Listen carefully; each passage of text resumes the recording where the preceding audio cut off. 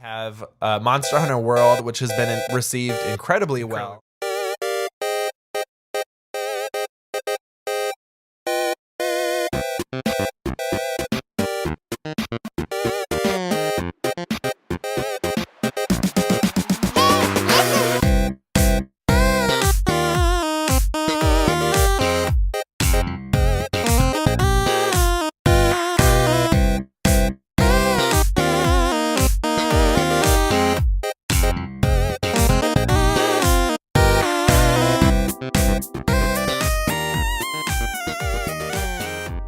I'm your host, Carter Harrell.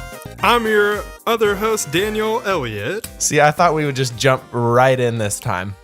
Yeah, just like when you try to swim, you just got to jump straight in. Exactly. I feel like we just attack it head on because we've got a lot of goodies today, Daniel. Many, many goodies. Kind of like if it's a Halloween candy bag, but it's January.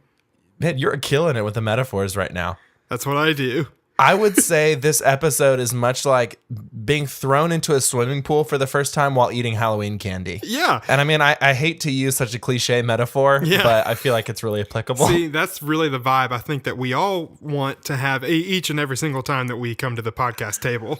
I'm very excited about this episode, though, particularly because looking back on our other episodes that we've done so far, I feel like we've had so much 2017 games talk. You know, like obviously episode 1, we were in Game Awards season talking about all the best games of 2017. Then, you know, holidays came around. We were like, here's what you should buy for the holidays. Last time we were talking about our top 5 games of 2017. And now we finally start to look forward. Yeah, a little, what's coming next? And next being, this current year of our Lord, 2018. Right. That's right. And there are many, many games coming next. Too many, in fact. We're in the thick of it. Absolutely. So we're going to talk all about our most anticipated games of 2018 in also a top 5 format. We're going to talk about some games that we're playing ATM. That's, if you want to write this down, it's at the moment, which is like what happens when you need to go get money. You go to an at the moment machine and then you put your card in and get the money out. But before all that, welcome to Hubworld, a podcast about video games, pop culture, and the next step in the evolution of gaming technology, cardboard. Absolutely. You know that when we talk about the future of gaming, we talk about how many pixels do you have? How many Ks do you have? Like, can your TV roll up like a poster? No. Can you like be in the game? Yeah. Like, is your VR actually like Johnny Quest where you just lay back in a chair? Yeah. So Nintendo was like, oh, yeah, we totally get it. Here's our next step. You're talking about all the Ks and the HDs and all the letters. Here's some cardboard. Yeah, now the question is, how thick is your cardboard? Yeah, how many cardboard do you have? How many do you cardboard? Cardboard. I can't even say it. So yeah, it's cardboard. It's cardboard. Did you know that Nintendo's next project is cardboard? Yes, it is. Well, what is it officially called? So it's Nintendo Labo? Labo. Labo. Like a Labo-tory. Yes, exactly. Like Dexter's Labo-tory. Yes. Oh my gosh. That's the... Oh, okay. Spoiler alert for what we're about to do. Okay, so we're about to go through... So if you don't know what Nintendo Labo is, it is cardboard cutout contraptions that you build and then you put in a Switch and the 2 Joy-Cons, which are the 2 controllers that come on the side of the Switch, and then you create games out of it. So they were showing off like a fishing rod to play a fishing game. Or like a piano. Yeah, and like this crazy robot backpack suit that lets you be a giant robot. That was a lot. So yeah, it's cool stuff. So go look that up. We won't talk about that too much because we have our own ideas of what we want to see for Nintendo Labo. I'm going to go ahead and start because I cannot believe that I just said this and didn't think about it. Dexter's Labo-tory. Oh my gosh, this is the Dexter game that we've always wanted. And so it'll come with like 15 different packs, so you can actually make all of Dexter's Labo-tory, and you can learn science and do experiments. And then the second player plays Dee Dee, who just comes in and wrecks.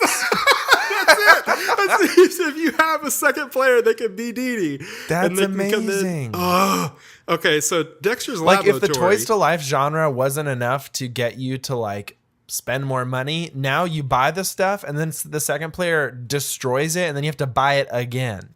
Yeah, because it's cardboard. Exactly. Remember that it was cardboard? Yeah, it's cardboard. Yep. So it's recyclable material that will last about 2 weeks, and then you'll sweat too hard and it'll get soggy, or your cat will eat it, or you'll just break it because it's cardboard. I feel like that could be a great. I mean, I've seen them making a lot of games for animals. There's like iPad games for cats and stuff, and now one of the cardboard could just be like a box that a cat sits in. Now Nintendo Labo cat box. You can just put your cat in it, and then you just play the Switch, whatever other game you want. That's just gosh. I have to say that the term soggy cardboard doesn't really make this an appealing product to me. No, it definitely doesn't. And like I want to go ahead and say, maybe we could talk about this for just a second. I think it's a really inventive idea. I think there's probably a subset of people that will really enjoy this. Right. It seems a little kid oriented. It's kid oriented, but also it seems a little bit complicated to make them. So like it's going to have to be this weird like Venn diagram of like kids that like to make stuff, but then also are going to grow up to be engineers. Like, yeah, exactly. So, we'll see what happens. But it's also $69 for some reason. And it comes out on April 20th. So put those together in your brain and you can make a joke.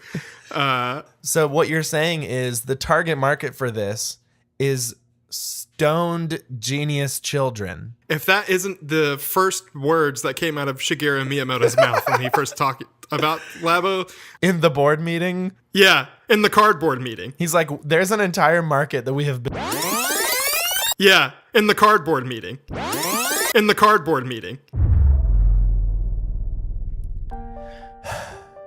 This is Carter Harrell, recording a brief post-show commentary from the editing room.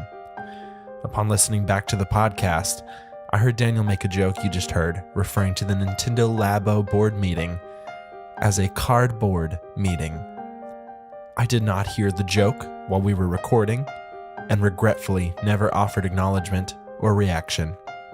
I would like to take this time to publicly apologize to my friends, family, or anyone affected by my oversight of what very well may have been the perfect joke, and I promise it will not happen again. Yeah, in the cardboard meeting.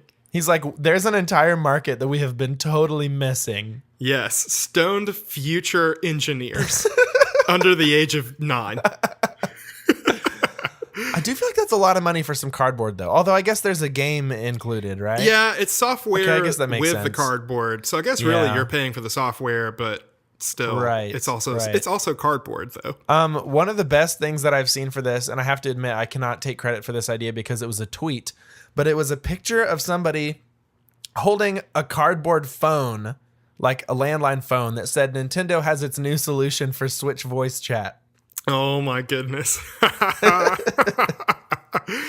Yeah, that's pretty great. It could be like a cardboard, one of those, like they used to, took a can and then you would tie a string to the can and then you would have somebody else with a string on the other end. It's just a cardboard version of that. That's how that's the future of multiplayer voice chat for sure. What other ideas do you have? Okay, so right now it's Oscar season. It's big awards for the movies season. And I guess sticking with my trend of licensed material.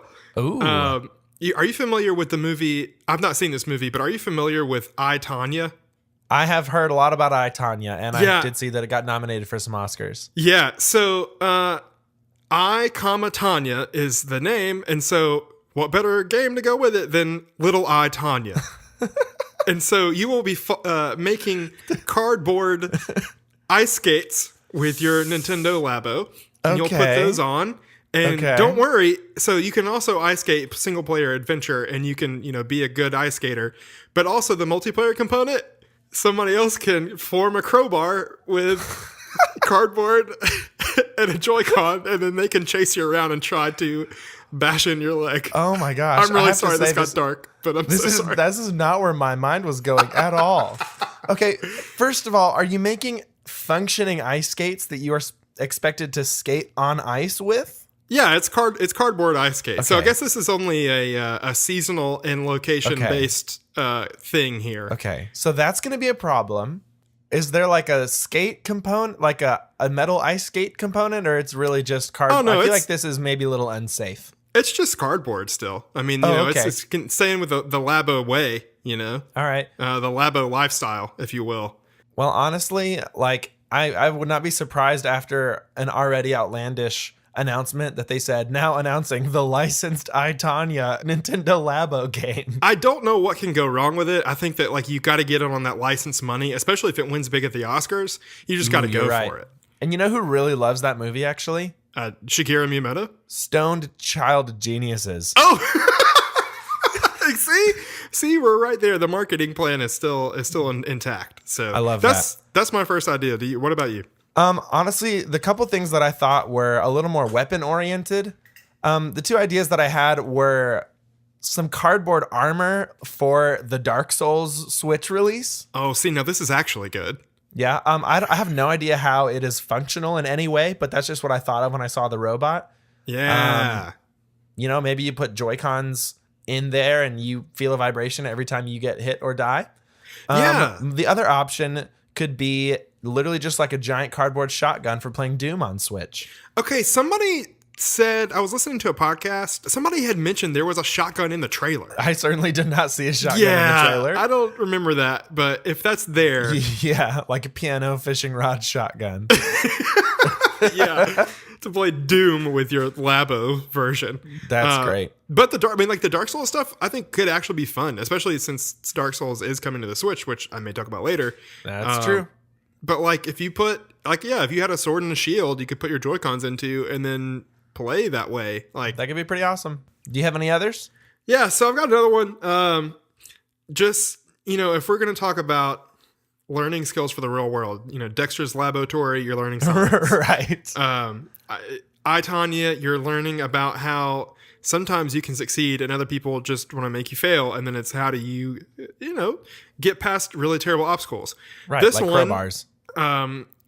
Is what happens if you find a bomb and you have to defuse it. And so I think it should just be a bomb defusal kit. Ooh. And so then you have cardboard that turns your Switch console into a functioning bomb, and so you actually. Oh, I feel like there's a theme of maybe like some safety issues in your ideas. Listen, you've got to learn early the ways of the world. You got to learn survival skills. Like, you've got to learn early in your life how to defuse bombs. Yeah, you've got to know. You got to learn the value. Like, you could get a little 9-year-old kid have a Switch and be like, I've got a Switch, and just dropping it everywhere. Didn't probably buy a case. Yeah, but what if you messed up and your Switch blew up? You gotta learn how to take care of the stuff and value the things that you have. And so Wow. I think this will be actually a really good moral lesson to teach that to a lot of children. Wow, nothing builds character in children like defusing bombs. Yeah, exactly. I mean, it's kind of like, if you wanted to stick to a licensed material, it could just be the Hurt Locker game, no problem. That's true. My mind obviously goes to Keep Talking Nobody Explodes, which was pretty awesome. It could be that kind of thing. Yeah, it's that. But then if the Switch is actually a bomb, so Okay, I feel that. Yeah, you can't take this one on airplanes. Okay, good to know. You got to leave this one at home. Yeah, this kind of takes away the Switch functionality, but for a price. Yeah, they're not going to have a cool trailer of you defusing a bomb on an airplane, unfortunately. Maybe at another rooftop party. What happens when Switches are just banned from airplanes then? Yeah, maybe. But, it's okay. It's all in the name of progress. Okay, cool. All right, I do not have any more ideas, but let me know if you have some more. Okay, so I've got one more. All right. And this is not a new game. Okay. It's one of the most successful games of all time, and I think it's something that they will be just incredulous if they don't port this over. It's called Minecraft. Okay. Labo edition. I think it's this one again. I think it's a 128 part set.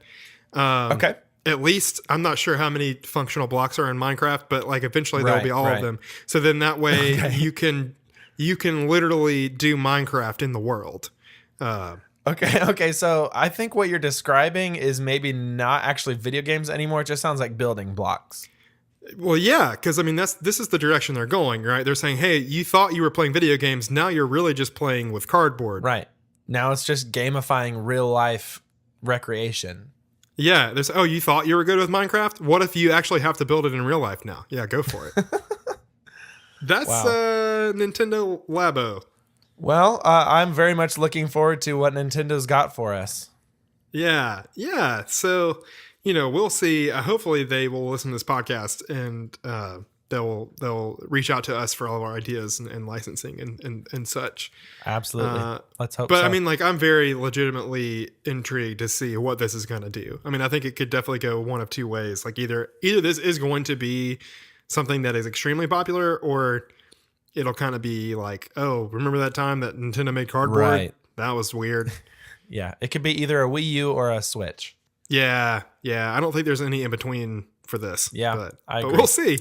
Hey, speaking of Switch, Ooh, why don't we switch gears? Do you like that transition?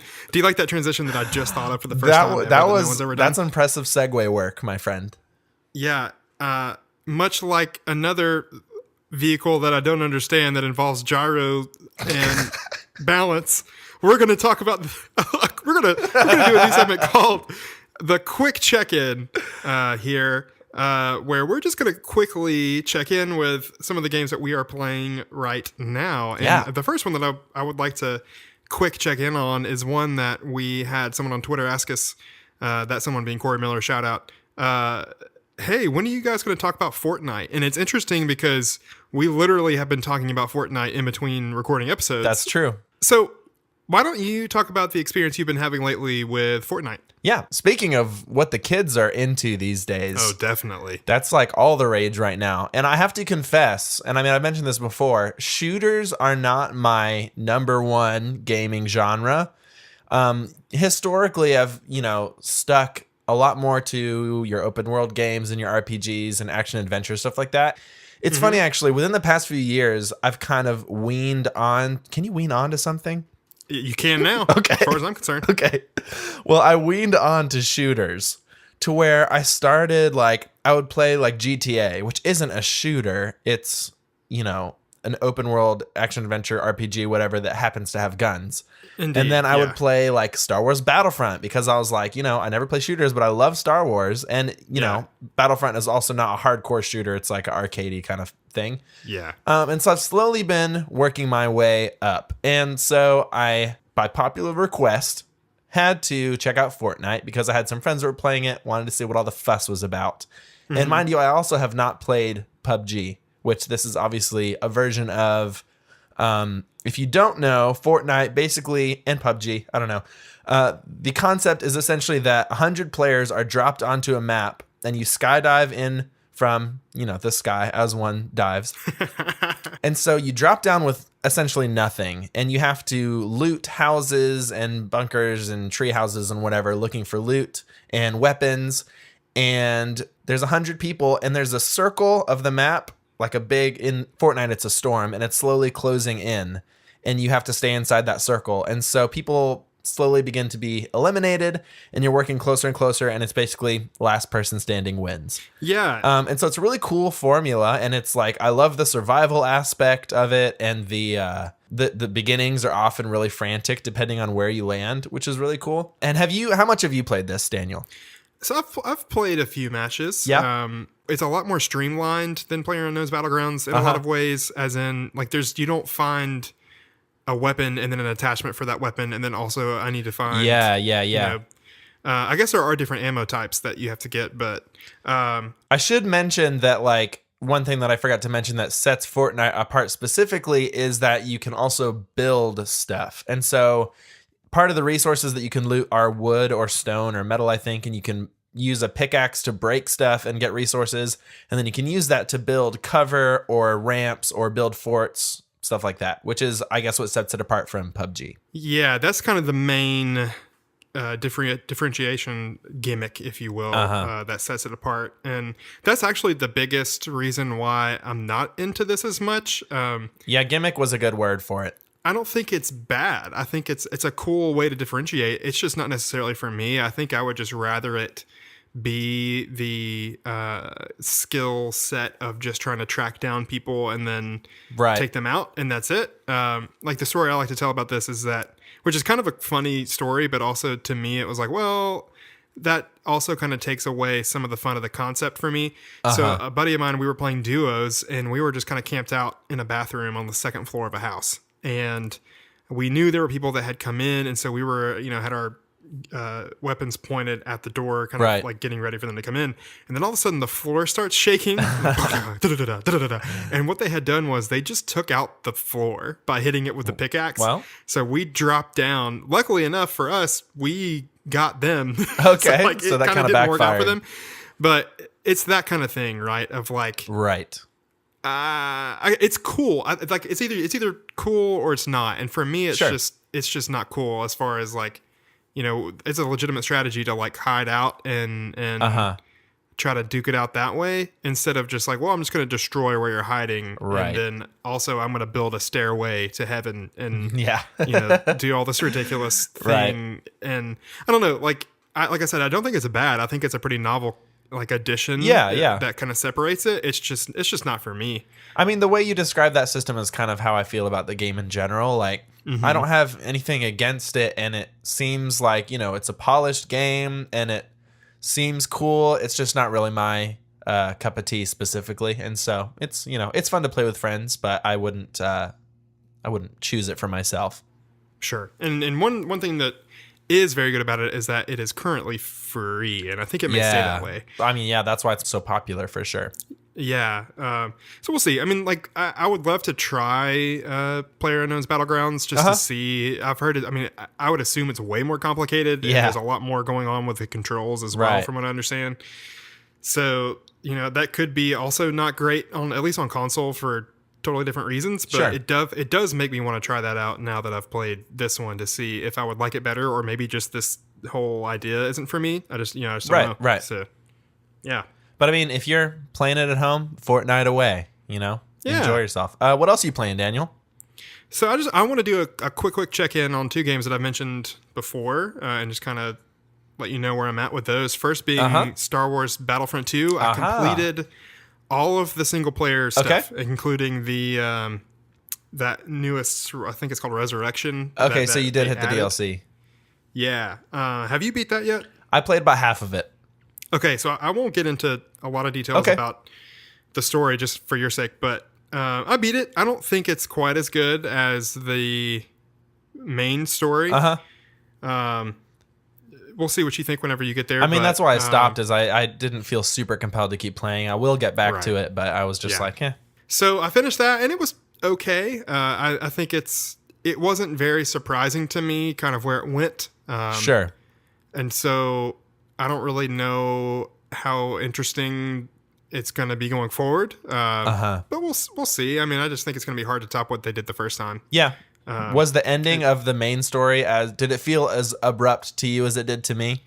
So what they should have done 1,000,000% is there's a point in the ending of the first campaign that like they could perfectly tie up, cut to credits, and it is like, man, that was awesome. That was a lot of fun. That was a cool last scene. But instead, they push forward into like the beginning of the DLC story, which includes like a pretty sizable time jump. And to me, I don't understand even in the slightest why they didn't just let that be the beginning of the DLC. Or why they couldn't have at least like cut to credits where you said and then had an epilogue. Like it wasn't even like that.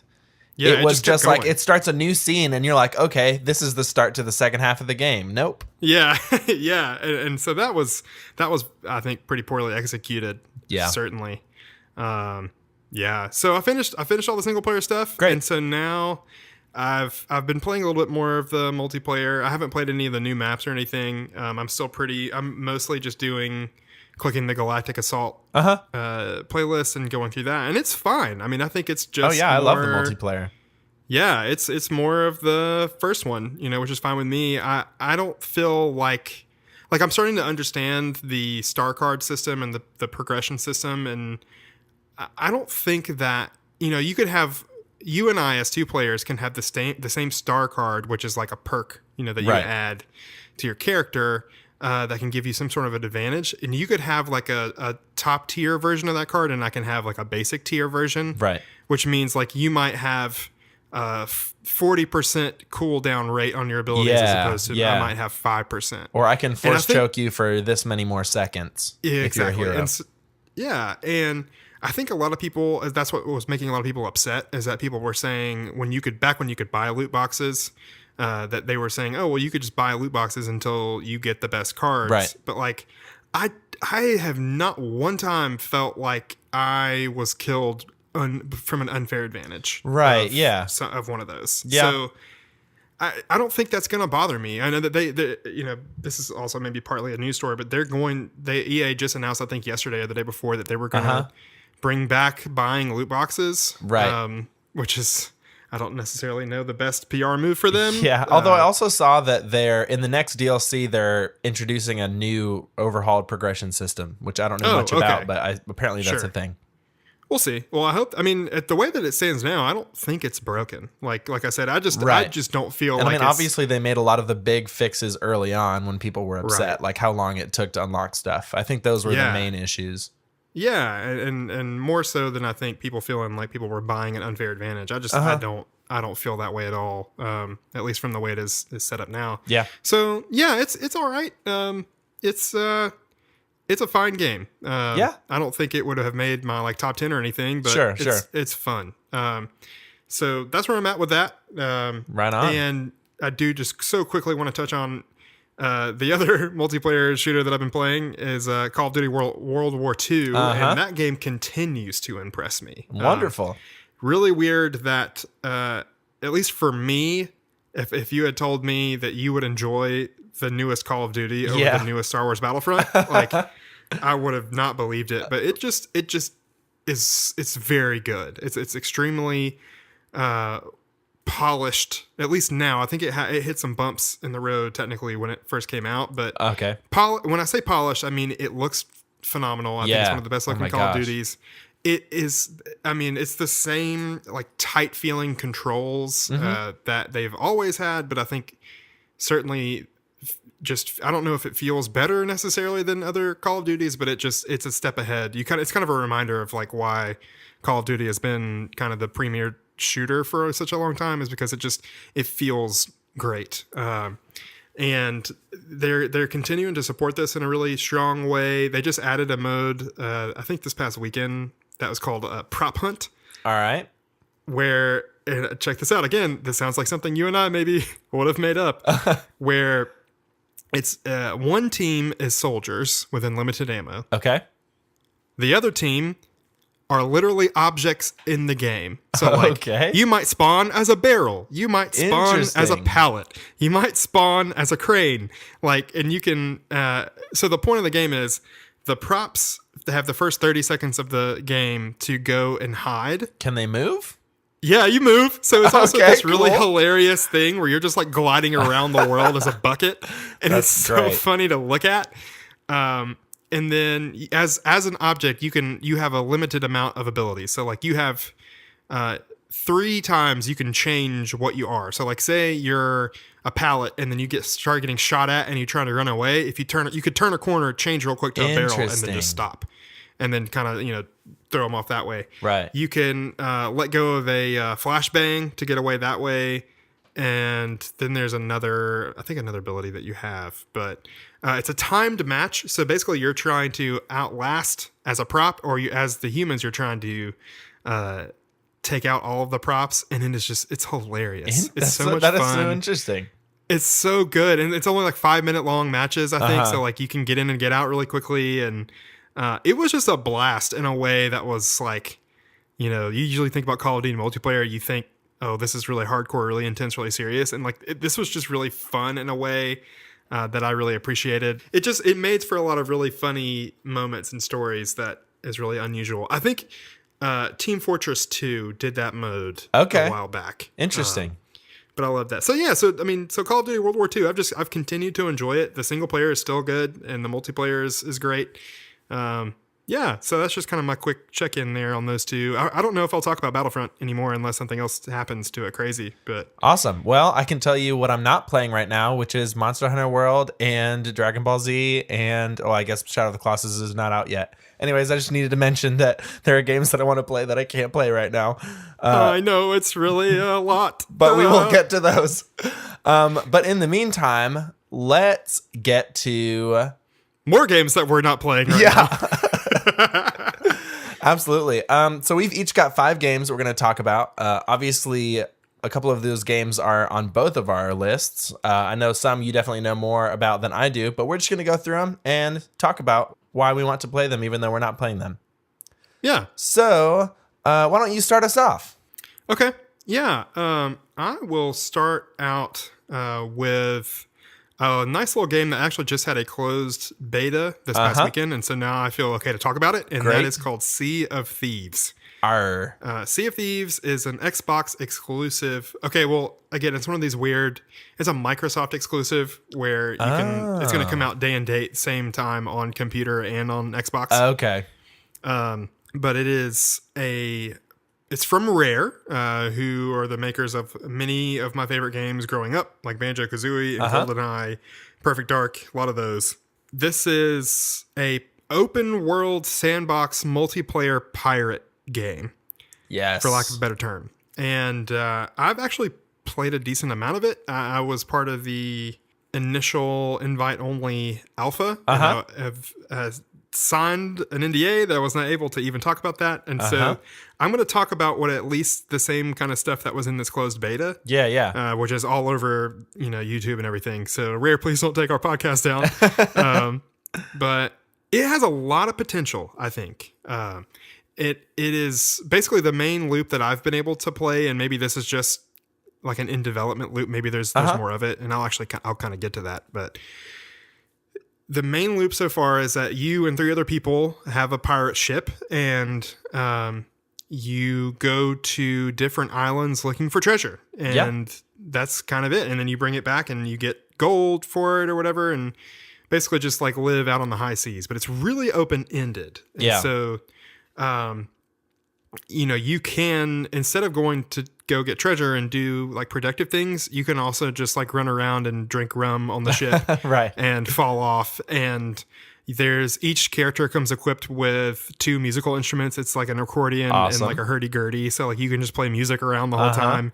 And when one person starts playing, if you play next to them, your songs sync up. So you start playing the same song, like just like different parts. That's awesome. That's really funny and cool. Obviously, super important to mention that this is very teamwork heavy. Oh, so teamwork heavy. So here's kind of the deal with it, right? Here's my kind of initial impressions. Is there is a lot of potential here. I think if you have a group of friends, it could be some of the most fun because it really encourages just like playing around. And just like having fun being a pirate, and kind of not in like a too serious like systems heavy thing. It's more just like, go do this. It has no question in my mind the best water graphics I've ever seen. The whole game is gorgeous. The whole game is gorgeous. It's kind of it's a more cartoony art style, which is like pretty in the realm of what Rare does really well. But the water, good gracious, the water looks incredible. It's amazing. Especially when like video game water is often very bad. Like, this is like, you can just keep watching the waves. But it does require a lot of coordination and a lot of teamwork. So just to pilot the ship, it's just like, it's not like a lot of games where like the person who's at the wheel just controls every aspect of direction moving the ship. and speed. Yeah. So like one person is at the wheel, so they control turning. But like when you're at the wheel, if the sails are up, you can't see. Really. So like you need there's the bird's nest or whatever it's called, right? That someone can direct you from the top. You're gonna need it if you want to really be efficient. You need at least 2, if not 3, of the rest of your teammates to work the sails to try to like always have the optimal like wind. And sails plural. Yeah, sails plural. So, it's not just like one person, and like that it requires a thing. Yeah. And then it would be nice to have one person who's like out way at the front of the ship or like way up at the top of the like crow's nest. Right. That can look out and say, oh, we need to turn right a little bit. We need to drop the sails a little bit so we don't hit this rock or hit this island. So like it requires coordination to actually get anywhere. Like you technically could do it by yourself if you wanted to, or with like 2 or 3. It would just be really difficult. Like, a lot of multitasking, a lot of running around. Right.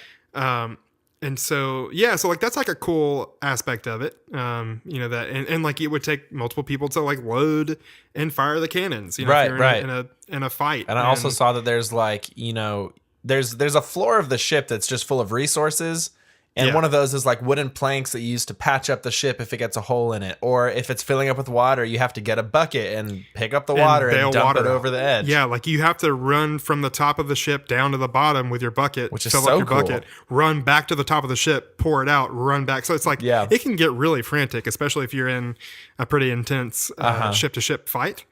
So that's really what you're doing is that, like, from my understanding, there's one kind of open area, like the world. There's a world with like maybe 8 ships worth of crews that are kind of all spread out, and so you're all trying to get treasure and like interact with each other, which can like yield to some really ridiculous things. One of the sessions that I had playing the alpha, and I always played with strangers, which has its pros and cons. Sure, but I ended up loading into a ship situation where there was like 8 people on the ship.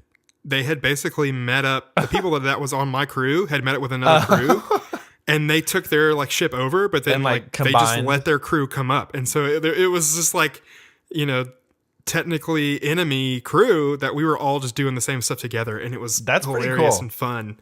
Yeah, and that was a cool experience. And then we got attacked again, and we all got spread out. And then me and 2 other people ended up going to another enemy ship. And then, they ended up, I wasn't using my mic. There was another guy who was like, hey, explain the situation last time. He's like, can we just hang out with you? And they let us hang out with them. Nice. So like, it was a really cool dynamic experience that way, where our story that day was completely dependent on the players that were there and just the freedom to really have this sandbox pirate experience. Yeah. That was really cool. The other side of that coin is, say you don't have an experience like that. There's the way that it is now, and maybe there's going to add a lot more to it. That loop is that loop. Like you go to an island, you find a treasure, and then you bring it back.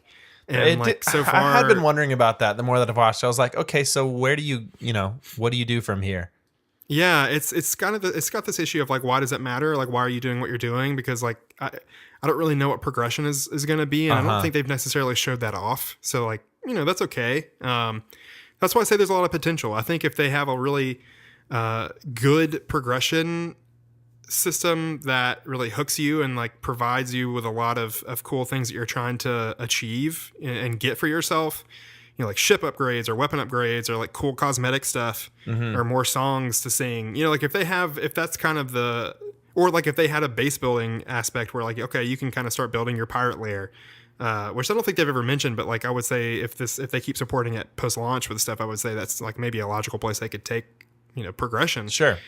Then I think there's a lot here. I think this game is also extremely dependent on you having a group of people to play with. I think it seems that if way. I was playing by myself, it's miserable because like moving a ship by yourself would be terrible. Yeah. And then just going and getting things without anyone to share the experience with. Like there's so much of what this game is offering is stuff that is fun to share and fun to do together. Yeah.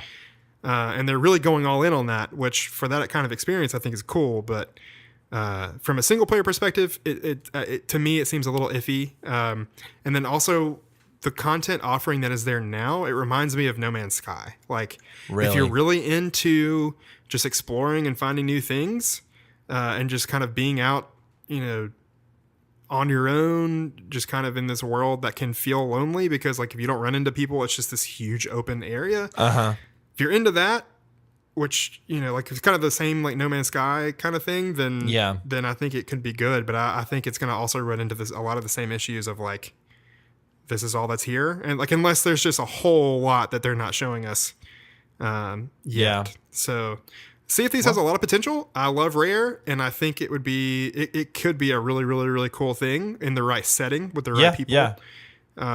But I also have some concerns. Yeah, well, I'm excited to see more about it, hopefully. Yeah. All right. I'm going to go with, I guess, the next game that is going to be released that I'm definitely buying, which is going to be God of War. Oh, baby. I don't think it has a subtitle, just God of War. I think it's just God of War. Yeah. It's not, it may seem kind of reboot-ish, but it is a continuation of the God of War franchise, but we're now in Norse mythology world, which is really interesting. I loved particularly God of War 3, which I am sometime before the new one comes out. I definitely need to get the remaster and play that through again just to catch myself up. It's really good. So good.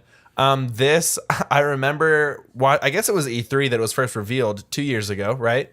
And it really surprised everybody because, you know, it starts off with his son, and then he goes into this little house, and Kratos comes out of the shadows. Everyone in the crowd went nuts. He's got this big old beard.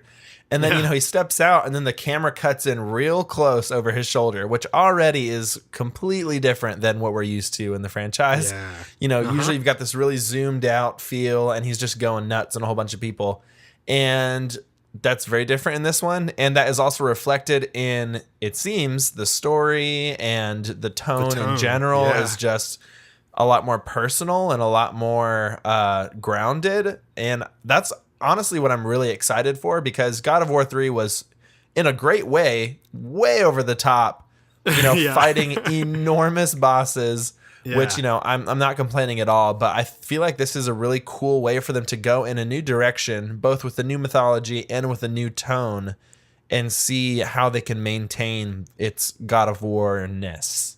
Yeah, it's speaking of the first three, like, I love them. They're some of my favorite games of like the character action genre. But like subtlety and nuance is just like the complete opposite of what those games are trying to do. Right. And so to me, this is kind of like the Last of Us effect. You know, like, I'm sure this game has been in development like maybe well before Last of Us came out, but like, sure, it kind of seems that way, you know, where they're seeing, like a really mature, kind of subtle, not overly bombastic, serious character-driven story is something that people really want and really enjoy. And so to take something that was a complete opposite of that and turn it into what, like a Last of Us type thing, is like the most intriguing thing to me. Yeah, absolutely. Especially, again, considering that it isn't a reboot. Like, it is just like a direct sequel, and story-wise. Like, the way that God of War 3 ends, to me, it ends perfectly as far as, like, it doesn't... I don't know how in the world you get from that ending to what this is. Yeah. And I'm very interested to see. Excited to see how they're going to explain that. Yeah. But they haven't showed a ton else. I think we've seen like maybe one or two gameplay demos that were, you know, didn't show off a ton. And we got a story trailer recently with a release date of April 20th. Yes. And I'm glad that I haven't seen a ton because, you know, I'm excited to go in and experience it. Yeah, that story trailer was really phenomenal. And kind of after that, I was like, yep, I'm good. Like, just let me play it now. Like, that's all I need. And, so yeah, we'll see. I am the most interested to see, which was like the first gameplay thing we saw was still showing like pretty cool over the top action in some ways. Yeah, with the axe. It felt a little bit more deliberate, or it seemed a little bit more deliberate, and it seemed to have a little bit more. Whereas like in the original God of War games, like he had these chained weapons that were really bombastic and flying around. Yeah, you could just wail on them. You could get like 3 other different kind of weapons that were all very over the top. This seems to have a focus on like a hand axe, you know, that he can kind of throw and recall back to his hand, and a bow, and then it seems to have you're having his little son with him a lot. So it's this other dynamic of having a second player with you that's maybe not as capable as you. So yeah, it's so interesting and so cool. And it was like, you know, when they first announced it, it was like, man, I don't think I knew that I wanted like this. I mean, it's not a reboot, but like in a lot of ways, kind of a reboot of God of War. Yeah. But man, it looks so good. I'm very, very excited. Yeah. They did change the voice actor for Kratos though, which is going to throw me off probably a little bit. But yeah, that's true. Yeah, but we'll see. I mean, it's not like that voice actor. I mean, like, again, he had one way of portraying Kratos the entire time. So I bring you the rage of Olympus. yeah, so it was just that for 3 games worth. Yep. So we'll see how this new one is. But Yeah. So the second game that I'm looking forward to a whole lot is Ni no Kuni 2. Nice. This is a Japanese RPG that was supposed to come out last year, and then they delayed it again. I think it's been delayed a couple of times, but I believe it's Level 5 who is the developers of this. And I think it's also, I don't know if it's in collaboration with Studio Ghibli, but if it's not in collaboration with then that is like 1 billion% the art style that this is. Yeah, definitely. If it's anything at all like Ni no Kuni 1 was, it had a really interesting battle system that was like, had elements of like monster capturing and like kind of like Pokemon style, like training them up to be better and helping you out. Yep. And so I hope that there's still more elements of that in it as well. But it's the kind of game that like, it really speaks for itself. Like once you're watching it, like, right. Yeah. Oh, it's so magical to look at gorgeous. that like, even if the gameplay is decent and if the story is decent, it'll be something that I think I really, really enjoy a lot. Yeah. So yeah, I don't know if you've seen much about that at all or not. I have. Yeah. I've watched several videos of like, they've come out with some new gameplay over the recent months, and it just looks magical is a great word. Yeah. And I don't know a whole ton about it gameplay wise, but I would highly suggest for any of you listening at home to just go watch one of the trailers for Ni no Kuni. That is NINO KUNI 2. Ni no Kuni 2. It is really something to see. So that's my second game that I'm really excited for, to release this year. Awesome. All right. The next game that I am very excited for is going to be Spider-Man for the PS4.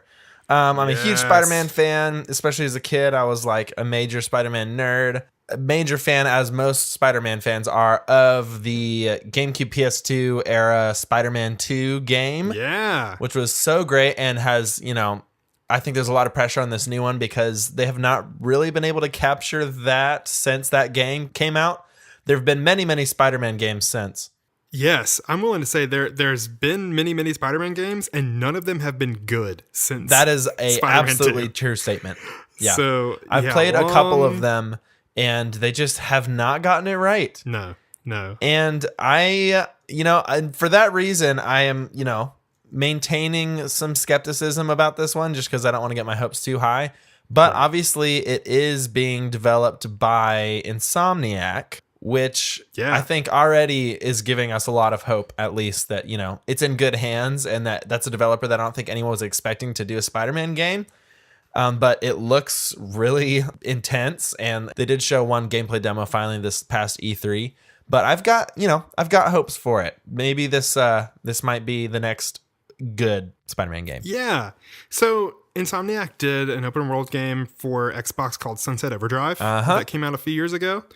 And I own that. I've played a good chunk of it, and moving in that game is really fun. Yeah, you can kind of grind along rails and bounce and jump really high, and like they make movement feel really fast and fluid. Right, and that's without having web shooters on your wrist. Right. So I have a lot of faith and trust that they're gonna make feeling like Spider-Man like the most fun thing. Yeah.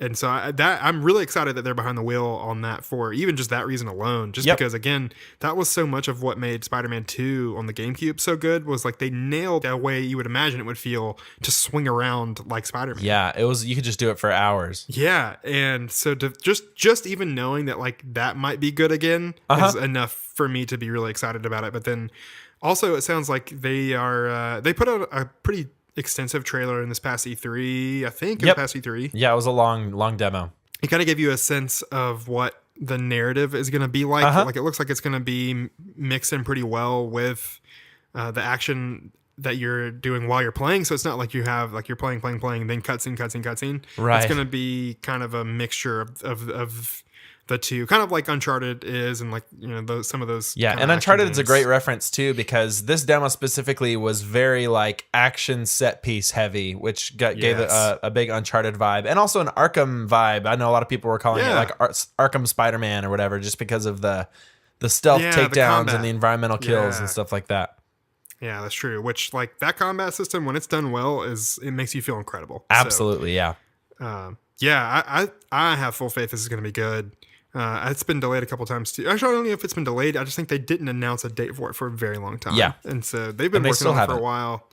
And I think it's going to be a good one. Yep, I'm excited. So let's see. Talked about Spider-Man. We talked about Ni no Kuni. We talked about God of War. The next one that I want to talk about is a game that also was delayed and should have been out already. And that is Far Cry 5. Yeah. Yeah, that's been talked about for a long time now.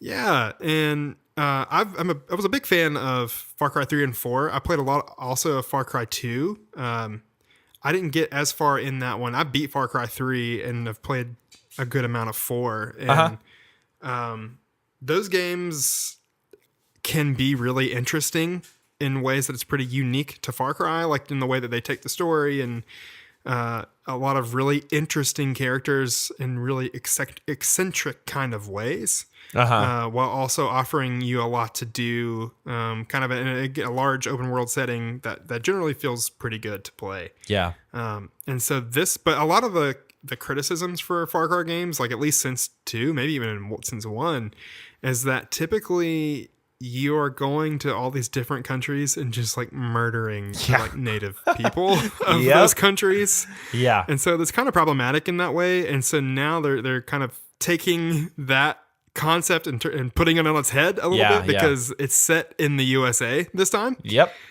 And it's set in a town that is very like taking this political climate to its like extreme. Yeah. As far as this kind of religious, in quotes, religious, wall-run town, you know, where patriotism means you are radicalized religious to a fault, and kind of almost like a cult leader running as well. Yeah, definitely. Like cult of personality type situation. So like it's, you know, again, taking a lot of things to the like farthest extreme in our current political climate, which again is like both of those things combined, like it being in the USA this time, and then kind of having this like setting of the town that you're in and the culture that you're going to be playing in is really, really, really interesting. And I think it could be done really well in a way that's thoughtful,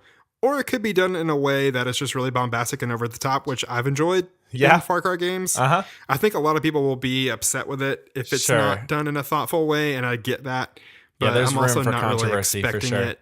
Yeah, I think it'll be a fun surprise if it's done in like a thoughtful way. But to me, I think it'll just be fun to kind of be bombastic. All right. The next game that I'm really excited for is Red Dead Redemption 2. Yeah. If the first one was like your classic Wild West, this is a little more, and what I'm really excited for is that it seems a lot more colorful and lush and mountainous and a different kind of part of that era, which is really exciting for me. I actually just this afternoon was in a used video game store and I picked up Red Dead Redemption for like $3. Yeah. So that I can play that again before the second one comes out. Obviously, this is a game that people have been waiting for a sequel for a long time. It is long overdue. And obviously, Rockstar, it's very easy to have hope with Rockstar. So yeah, they're pretty consistent. Yeah, they are very consistently amazing games. And again, we don't know a ton about this one. We've had, I guess, I want to say 2 trailers. Yeah, I think there was an initial trailer that didn't really show a ton. And we have not seen any gameplay. Yeah, no gameplay at all. Which is like pretty consistent with Rockstar. Like they usually will do story trailers well before they show you gameplay. Oh, yeah. And so, you know, I'm excited that I don't know a ton about it right now, and that's why I'm anticipating it so much, mainly because of what we know about the first game and knowing that it's in very good hands. I'm really excited to see where they go, especially with the story, with a new protagonist, all that good stuff. Looks awesome. Yeah, and I think this one is a prequel. I think is what people have kind of deduced from the trailer, is that they're seeing some characters that from the first one that seem a lot younger. Okay. And so that's going to be interesting to see how that ties in. Yeah, absolutely. And then a lot of people have speculated, in Grand Theft Auto 5, you played as 3 different characters and you could switch between any of the 3 of them at will. Yep. And a lot of people have speculated that they would keep that mechanic going and maybe even be switching between more than 3 characters. And so that could be interesting. I don't know. That could be really interesting. They have also have said that there's going to be a multiplayer mode that like revolutionizes the way I did not know that multiplayer is played. Okay. Like they're really talking some big game about their multiplayer. Which makes sense because Grand Theft Auto 5 multiplayer or Grand Theft Auto 5 online is still one of the like top grossing multiplayer games like this far after it's been released. Yep. So so there's a lot of intriguing things happening. Of course, it's Rockstar. All their stuff is really intriguing, and they dole out information at such like a leaky way that it just is just enough to keep you interested. Yeah. So we'll see. I have my doubts that this is going to come through in 2018, but hey, let's just keep on hoping on. Yeah, especially with how little we know. Right. Yeah. Well, we can hope. Yeah. So my next 2 games, but I'll still talk about them singularly. But my next 2 were recently announced remasters for the Nintendo Switch that I've played. Well, both of one more than the other, but hey, just to be able to play through those again and play them anywhere is enough to make me excited about them for this year. And the first one is the Dark Souls remaster that comes out in May. So I've played every single Dark Souls game. I've played a lot of most of the Dark Souls game, and I include Bloodborne in that. Okay. The only Dark Souls game I've beaten to the very end is 3. Okay. And I had a long saga with the original Dark Souls that included multiple dead consoles and switching of data. And so I'm like really excited to like third time's the charm beat this game. And especially one that I can take everywhere. I mean, there's so much to say about Dark Souls. If you don't know anything at all about it, it is a medieval action game that is brutally hard. Yeah, and that's basically all you need to know. Yeah, it has set up this really unique lore that is really obtuse in the way that you find out about it. It's mostly through item descriptions and like inferences that you can get from cutscenes and stuff that NPCs say that are oftentimes hidden in really strange ways to get to. But that's kind of part of the appeal too, is that it's like it makes you work for everything that you get, but it's extremely rewarding because of it. Yeah, absolutely. I take it you're picking it up on Switch. I'm definitely picking it up on Switch. It's coming out on all the other major consoles as well. That it will probably look better on those. It'll get your 4Ks probably. Sure. It'll get your 60 frame rate. That's what I was gonna say. Is I think I'm leaning towards PS4 just because. As it being my first time playing it, obviously I think they will look pretty good on both consoles, but being able to do 60 frames per second, I think it'll be nice. Big deal. Yeah. But that's all fine and good. But I just the idea of having Dark Souls with me anywhere that I go. Yeah, that's Dark true. Souls to me. It feels such a good like pick up and play because like it's constantly auto saving. So like you can go and you can kill something for like 5 minutes when you're on the toilet. Yeah. And then like that's time well spent in that game. Yeah. There's like everything you do is valuable time when you play that. So just to be able to kind of always be able to play that is really, really, really, really appealing to me. Yeah, that's very exciting. Why don't you actually go ahead and talk about your second remaster along with this one? Sure. Yeah, so my number 5, or I guess my 5th, we're not numbering these, my 5th, my 5th game that I'm really excited about also is Donkey Kong Tropical Freeze coming to Switch. So I played a little bit of Donkey Kong Tropical Freeze when it came out on the Wii U. Same here. It is a really tight feeling platformer that has a lot of really cool world design and level design with like from a graphical standpoint, but then also just like on a platforming standpoint, like they know how to make good platforming levels. Yeah. It's also excruciatingly hard. Yeah, like crazy hard. Like way hard. And like that honestly turned me off a little bit the first time. For a Donkey Kong game especially. Yeah, like if I'm going to play a tough game, I'm going to go play Dark Souls 2, which was at the time what I had. And so like I just wasn't really in the right mindset for that, but now that it's going to be again one of these things where there's not a lot of really challenging. Okay, I don't own a lot of really challenging stuff on the Switch. There are a lot of I think good challenging indie platformers right now, Yeah. but I don't really have anything like that. And so I think I would bounce off less from something like that if it's a handheld. Because I feel that. Okay, like I can try, and once I get like frustrated with it, okay, that's fine. Like, I can put it down, and I really want to play it because it is really fun when it's not making you want to poke your eyeballs out. So, Yeah, it definitely does feel catered to a handheld. Yeah, that seems like a really good way to play it. All right, well, I'm going to group my last two games together as well because one of those games is Dreams from Media Molecule, which I am extremely excited for. And if you have listened to all of our episodes so far, you know that, which is why I'm not going to talk about it at length because if you want to know more about this game, go check out episode 2. Yeah, that's it. Yeah. Yeah, and you will hear us talk like almost the entire episode about this game because it's something that we're both really into. Shameless plug for episode 2. Go check that out. Yeah. It's like a game creation game, super experimental, like crazy. It's I'm not even going to try to explain it. Go listen to that. Yeah. Honestly, that's like way up there for my most anticipated games. I'm really excited for it. Don't know when it's coming out. I don't think anybody does. I guess they do. But hopefully we find that out soon. The last game that I'm going to talk about is a game that not a lot of people know about, and it is a game called Kingdom Come Deliverance. Yeah, I know zero about this. I haven't seen a ton about it. And it's interesting because, first of all, it seems like a pretty big budget game, like a really high production value game.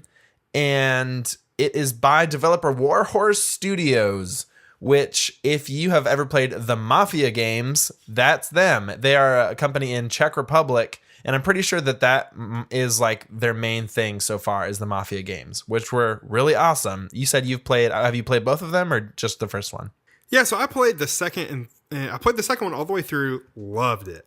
And I've played I'm like maybe close to a third of the way through Mafia 3. And it's a fun thing. It's really fun. Here's what I'm going to do. I'm just going to send you a link to the E3 trailer, and it can kind of just be like some B-roll footage that you can watch while I'm explaining this to you. Okay, perfect. So, for any of you who have not heard of this game, it is a open world historical medieval RPG. I don't know if I said those words in the right order. But it's basically like a historically accurate Skyrim. And it has like a really cool sword fighting system. It's interesting because I have my reservations about this game because obviously when you go for something historically accurate, you're losing a lot of the magical, side of a lot of open world RPGs of this nature, like Skyrim, for example. Right. But the more that I've watched, the more that it has piqued my interest. It seems like actually really deep as an RPG with a lot of different ways that you can play, a lot of different aspects to the progression systems and the customization and stuff like that. I was actually watching a video a couple days ago of somebody who had gotten some early access to it because it's coming out this month in February, I think the 13th. And so it's been in development for a long time. There's a couple systems in this game that they've taken some traditional systems that have been overdone and kind of revamped them in a cool way. One of those being the sword fighting, like I mentioned. It's like a 5-point system where you can hit from different angles and block from different angles. Another one of those, and this is a small thing, but it really struck me as something new, and it's their fast travel system. So the way that it works is you go to your menu. In order to fast travel from one point to another, you have to stock up on supplies and like heal up all your stats. And then you hit fast travel and it shows your person moving on the map. It's not an instantaneous thing. They're moving from one spot to the other. And as they're moving, events are happening to them along that line. Like it'll be moving and then it'll stop and say attacked on the road by bandits or something like that. Or like got sick, or like kind of like an Oregon Trail kind of vibe. Yeah, you got cholera. Pooped in your armor. And so when you arrive at your destination, your stats and your health and your stamina are reflecting what happened to you on the road. And so like you might be injured, you might have like some of your, I don't know what all the different statistics are, but some of them might have been affected by what happened to you on the road. And, you know, it's not just as simple as hitting heal or drinking a potion. You have to like bandage up your wound, then you have to rest or see a doctor. It has like a survival aspect to it. Because the videos that I watched, they were really emphasizing how like obviously medieval times were maybe not so great to live in. Yeah. And you know, they're trying to emphasize that with a survival angle that I think is really cool. And you know, something as small as fast travel, that's something that I've never seen before. Yeah, like fast travel with a risk. That's definitely nothing that I've ever seen. Yep. Yeah, the footage you just sent me, it gave me a pretty Witcher 3 vibe for the world. Yeah, which is like very, very good. Yeah. Kind of it's not a typical fantasy. Yeah, everything is roses and except for the warring factions, you know, like like no, it's actually really terrible to live in this world and gritty. That's just the way that life was in that kind of situation. So yeah, that's cool. The other thing I thought that looked really awesome was like usually when you have these like large scale, you know, two armies just like running into each other battles. Right. It's like usually those things happen in, you know, a large scale real time strategy game, you know, where you get to see the whole army, or like it's in a cutscene. It's not often that like you get to be first person a soldier in one of those while that happens. So like that. And you can be an archer or whatever. Yeah. I'm also saying that the tagline at the end of this trailer is Dungeons and No Dragons. Yeah. Which is pretty great. But it's in the CryEngine, and so it looks pretty gorgeous. Again, because this has been so under the radar and not a lot of people are talking about it, I'm definitely going to wait to see how it's received and what people think of it. But it's definitely piqued my interest. Yeah, it looks like a really cool thing. I'm glad that you knew about it and could tell me about it. And it's also got one of the, I know Assassin's Creed has prided its, is prided the past tense of pride? I think so. Why does that not sound right? It doesn't, but that's totally it, because they wouldn't be like proud of themselves. Prode. Assassin's Creed has proden themselves. Yes. On the fact that maybe not all the NPCs, but all of the characters in the story are historical figures, and they've done the same kind of thing with this. Where every person that you talk to, every character in the story, everyone like that has a name is based on a maybe not like a historical famous figure, but some kind of record of an actual person, which is pretty interesting. Yeah. Yeah. Anyways, we'll see. Yeah. So I think again, how would 2018 top 2017? Like it may not necessarily top it, but boy howdy, like that's 10 games right there that we just talked about. Like And that's not including this first month already, where we have Monster Hunter World, which has been received incredibly well. Yeah. Celeste, which has gotten 10s. Yeah. We're about to get Shadow of the Colossus remaster, which is also being very well reviewed. I also just like for some honorable mentions. I know Ghost of Tsushima, which is Sucker Punch's new samurai game, is probably going to come out this year.